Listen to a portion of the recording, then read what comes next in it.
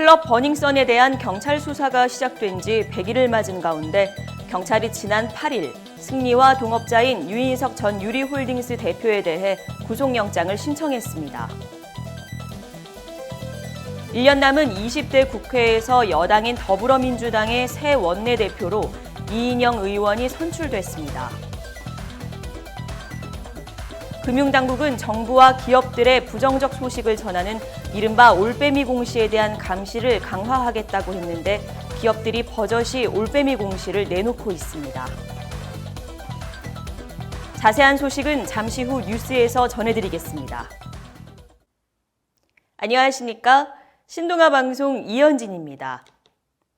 클럽 버닝썬에 대한 경찰 수사가 시작된 지 100일을 맞은 가운데 경찰이 지난 8일 승리와 동업자인 유인석 전 유리홀딩스 대표에 대해 구속영장을 신청했습니다.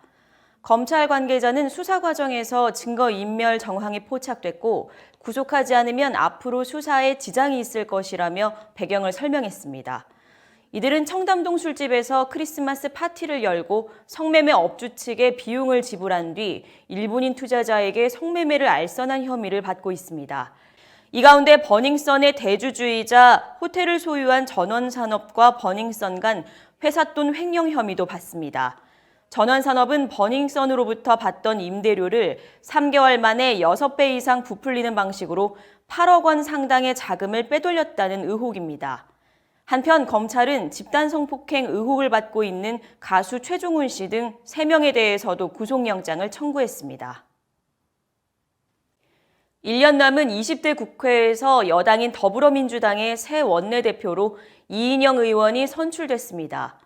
지난 8일 국회에서 열린 원내대표 경선 결선 투표에서 친문 핵심으로 꼽히는 김태년 의원을 누르고 차기 원내사령탑에 오른 겁니다. 총 125명이 참여한 투표에서 이 의원은 76표를 얻어 나머지 후보들을 여유 있게 누르고 당선됐습니다. 특히 이인영 새 원내대표가 경선 레이스 내내 강조한 혁신과 변화, 쇄신의 메시지가 표심을 샀다는 분석입니다. 당장 이 원내대표에게는 장애투쟁을 하고 있는 자유한국당을 설득해 다시 협상 테이블에 앉도록 하는 과제가 주어졌습니다.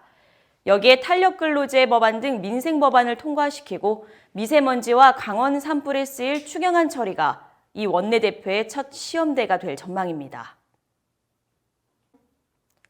정부와 기업들의 부정적 소식을 명절이나 연휴 직전일 같은 투자자들의 관심이 떨어진 시간에 발표하는 공시 행태를 이른바 올빼미 공시라고 하죠.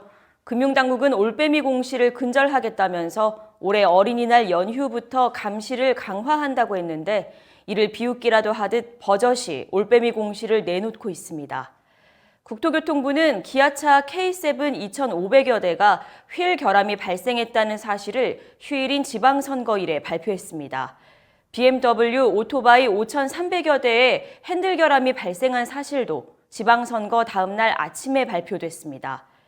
정부가 고위공직자 재산처럼 사회적 논란거리를 금요일에 발표하는 것도 올빼미 공시의 대표 사례로 꼽힙니다. 금융당국은 앞으로 1년간 2회 이상 또는 2년간 3회 이상 올빼미 공시를 하는 경우 기업 명단을 공개한다는 게 계획입니다. 시장에서는 이 같은 수준의 대책으로는 투자자 보호에 한계가 있다는 지적을 제기하고 있습니다. 이상으로 뉴스를 마치겠습니다. 시청해주신 여러분 고맙습니다.